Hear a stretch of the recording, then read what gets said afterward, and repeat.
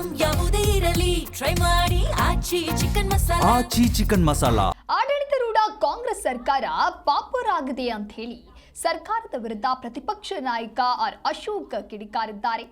7 ತಿಂಗಳಿನಿಂದ ಮಾಸಾಶನ ಇಲ್ಲ, ಮಕ್ಕಳ ಹಸಿವು ನೀಗಿಲ್ಲ, ಅನುದಾನ ಕೊಡುವಂತಹ ಯೋಗ್ಯತೆಯಂತೂ ಈ ಸರ್ಕಾರಕ್ಕೆ ಇಲ್ಲವೇ ಇಲ್ಲ. ಹಿಂದುಳಿದ ಜಿಲ್ಲೆಗಳಿಗೆ ಅನಾಥ ಮಕ್ಕಳು ಹೆಚ್ಚಿದ್ದಾರೆ. ಹಿಂದುಳಿದ ಜಿಲ್ಲೆಗಳಲ್ಲಿ ಇನ್ನು ಅನಾಥ ಮಕ್ಕಳಿಗೆ ಮಾಸಾಶನ ನೀಡದೆ ದ್ರೋಹ ಮಾಡಿದೆ ಸರ್ಕಾರದ ವಿರುದ್ಧ ಪ್ರತಿಪಕ್ಷ ನಾಯಕ ಅಶೋಕ್ ಈ ರೀತಿಯಾಗಿ ಕಿಡಿಕಾರಿದ್ದಾರೆ. ಸಾರಿಗೆ ನಿಗಮಗಳು ನಾಳೆ ಬಂದ್ ಮಾಡ್ತಾ ಇವೆ. ಸರ್ಕಾರ 38 ತಿಂಗಳ ಅರಿಯರ್ಸ್ ಇನ್ನೂ ಕೊಟ್ಟಿಲ್ಲ.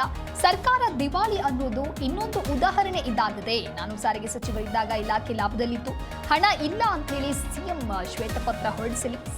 ಸಾರಿಗೆ ನೌಕರರ ವಿರುದ್ಧ ಎಸ್ಮಾ ಜಾರಿಗೆ ಆರ್ ಅಶೋಕ್ ಕಿಡಿಕಾರಿದ್ದಾರೆ. ಆಡಳಿತಾರೂಢ ಕಾಂಗ್ರೆಸ್ ಸರ್ಕಾರದ ವಿರುದ್ಧವಾಗಿ ನೀಡಿರ್ತಕ್ಕಂಥ ಹೇಳಿಕೆ ಇದು. ಯಾವುದೇ ರೀತಿಯಾದಂತಹ ಅಭಿವೃದ್ಧಿ ಕೆಲಸಗಳಾಗ್ತಾ ಇಲ್ಲ, ಪಾಪರಾಗಿ ಹೋಗಿದೆ ಸರ್ಕಾರ. ಮಕ್ಕಳ ಹಸಿವು ನೀಗಿಸುವಂತ ಕೆಲಸವೂ ಮಾಡೋದಕ್ಕಾಗ್ತಾ ಇಲ್ಲ ಸರ್ಕಾರಕ್ಕೆ. ಹಣ ಇಲ್ಲ ಅಂತ ಹೇಳಿ ಸಿಎಂ ಶ್ವೇತಪತ್ರವನ್ನ ಹಾಗಾದ್ರೆ ಹೊರಡಿಸಲಿ ಅಂತ ಹೇಳಿ ಜೊತೆಗೆ ಸರ್ಕಾರದ ವಿರುದ್ಧ ಈ ರೀತಿಯಾಗಿ ಕಿಡಿಕಾರಿದ್ದಾರೆ.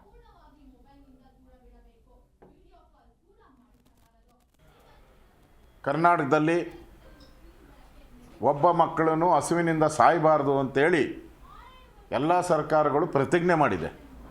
ಈ ಸರ್ಕಾರ ಈ ಬಡ ಮಕ್ಕಳಿಗೆ 7 ತಿಂಗಳಿಂದ ಅನ್ನ ಕೊಡದೆ ಅವರ ಉಪವಾಸದಿಂದ ಸಾಯುವಂಥ ಪರಿಸ್ಥಿತಿಗೆ ಈ ಸರ್ಕಾರ ತಂದಿದೆ. 7 ತಿಂಗಳಿಂದ ಸಂಬಳ ಕೊಟ್ಟಿಲ್ಲಲ್ಲ ಅವ್ರಿಗೆ, ಅನುದಾನ, ಮಾಸಾಶನ. ಯಾರು ಕಾರಣ ಇದಕ್ಕೆ? ಆ ಮಂತ್ರಿಗೆ ರಾಜೀನಾಮೆ ಕೊಡು ಅಂತ ಕೇಳ್ತೀರಾ ನೀವು? ಮುಖ್ಯಮಂತ್ರಿಗಳು ಯಾಕೆ ಕೊಟ್ಟಿಲ್ಲ? ಅಲ್ಲಿ ನೋಡಿದ್ರೆ ಗೃಹಲಕ್ಷ್ಮಿ ಹಣ 5,000 ಕೋಟಿ ರೂಪಾಯಿ ನಾಮ ಹಾಕ್ಬಿಟ್ಟಿದ್ದೀರಾ ಫೆಬ್ರವರಿ ಮಾರ್ಚ್ ತಿಂಗಳದ್ದು. ಅನ್ನಭಾಗ್ಯ ಅದು 750 ಕೋಟಿ ರೂಪಾಯಿ ಅನ್ನಭಾಗ್ಯ ಅದು 1 ತಿಂಗಳು ನಾಮ ಹಾಕ್ಬಿಟ್ಟಿದ್ದೀರಾ. ಅಂದರೆ ಸರ್ಕಾರ ಪಾಪರಾಗಿದೆ ಅನ್ನೋದಕ್ಕೆ ಇದಕ್ಕಿಂತ ಸ್ಪಷ್ಟ ಉದಾಹರಣೆ ಇಲ್ಲ. ಬೀದಿ ಬಿಕಾರಿಗಳ ಹಣವನ್ನು ನುಂಗಿದಂಥ ಸರ್ಕಾರ ಇದು. ಬೀದಿ ಬಿಕಾರಿಗಳು, ಪಾಪ ಅನಾಥ ಮಕ್ಕಳು, ಆ ಬೀದಿ ಬಿಕಾರಿಗಳ ಹಣವನ್ನು ನುಂಗಿರೋ ಅಂಥ ಸರ್ಕಾರ ಇದು.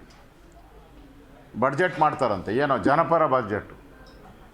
ಇಲ್ಲಿ ಕೊಡೋಕ್ಕೆ ಯೋಗ್ಯತೆ ಇಲ್ಲ ನಿಮಗೆ. ಬಡ್ಜೆಟ್ ಒಂದು ಕೇಡು ನಿಮಗೆ. ಕಳೆದ ಬಾರಿ ಬಡ್ಜೆಟಲ್ಲಿ ಯೋಚನೆ ಮಾಡಿರೋ ಯೋಜನೆಗಳೇ ಜಾರಿಗೆ ತಂದಿಲ್ಲ. ಇವೆಲ್ಲ ಬಡ್ಜೆಟಲ್ಲಿ ಇರೋವಂಥ ಹಣ ಇದು. ಯಾಕೆ ಕೊಟ್ಟಿಲ್ಲ? ಇವೆಲ್ಲನೂ ಕೂಡ ಹಿಂದುಳಿದ ಜಿಲ್ಲೆಯಲ್ಲೇ ಅತಿ ಇರುವಂಥದ್ದು. ಬಳ್ಳಾರಿ ಇರ್ಬೋದು, ಚಿತ್ರದುರ್ಗ, ಧಾರವಾಡ, ಕೊಪ್ಪಳ, ಮೈಸೂರು, ಇಲ್ಲೇ ಜಾಸ್ತಿ ಮಕ್ಕಳಿರೋವಂಥದ್ದು. ಕರ್ನಾಟಕದಲ್ಲಿ ಒಬ್ಬ ಮಕ್ಕಳನ್ನು ಹಸುವಿನಿಂದ ಸಾಯಬಾರದು ಅಂತೇಳಿ ಎಲ್ಲ ಸರ್ಕಾರಗಳು ಪ್ರತಿಜ್ಞೆ ಮಾಡಿದೆ. ಈ ಸರ್ಕಾರ ಈ ಬಡ ಮಕ್ಕಳಿಗೆ 7 ತಿಂಗಳಿಂದ ಅನ್ನ ಕೊಡದೆ ಅವರ ಉಪವಾಸದಿಂದ ಸಾಯುವಂಥ